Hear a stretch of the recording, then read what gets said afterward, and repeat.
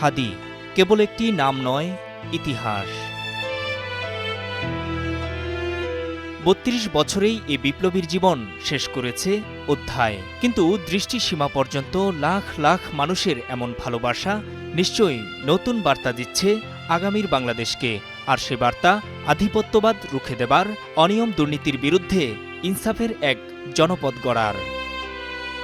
সন্ত্রাসীদের গুলি হাদির প্রস্থান ঘটালেও তার আদর্শ, চিন্তা আর দেশপ্রেম যে অনাদিকাল বেঁচে থাকবে, বিদায়বেলায় মানুষের এই উপস্থিতি জানান দিচ্ছে সে কথাই। যুগে যুগে খুব কম সংখ্যক এমন প্রতিভাবান আর দেশপ্রেমিক মানুষের জন্ম হয়, যারা আসেন তারা সৃষ্টি করে যান ইতিহাস। এই যেমন ইরানের ইসলামী বিপ্লবের নেতা আয়াতুল্লাহ খোমেইনি। হাদির মতো তাকেও এমনই শ্রদ্ধা আর ভালোবাসায় বিদায় দিয়েছিল কোটি মানুষ, যার হাত ধরে গড়ে উঠেছে আজকের পশ্চিমের আতঙ্ক ইরান। দেশটির সাবেক এ ধর্মীয় সর্বোচ্চ বিপ্লবী নেতা মারা যান ১৯৮৯ সালে। সে সময় দেশটিতে যত সংখ্যক মানুষ ছিলেন তার ৬% জড়ো হয়েছিল খোমেইনির জানাজায়।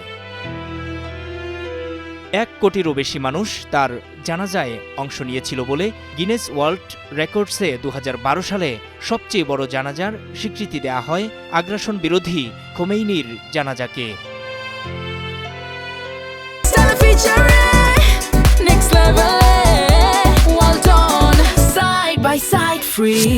এর পরের সর্বোচ্চ অংশগ্রহণের জানাজাটিও ইরানেই। ২০২০ সালে ইসরায়েল হত্যা করে ইরানের বিপ্লবী গার্ড কোরের মেজর জেনারেল কাশেম সোলাইমানিকে। উইকিপিডিয়ার তথ্য বলছে ৩ দিনে তার জানাজায় প্রায় ৭০ লাখ মানুষ অংশ নিয়েছিল। তৃতীয় সর্বোচ্চ অংশগ্রহণের জানাজা বলা হয় নাইজেরিয়ার ইসলামী পণ্ডিত শেখ দাহিরুল ওসমানের জানাজাকে। চলতি বছরের নভেম্বরে অনুষ্ঠিত জানাজায় তাকে শেষ বিদায় জানাতে এসেছিলেন ৪০ লাখ মানুষ।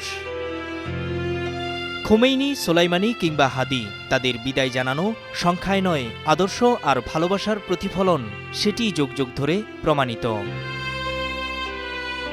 নূর মোহাম্মদ, স্টার নিউজ।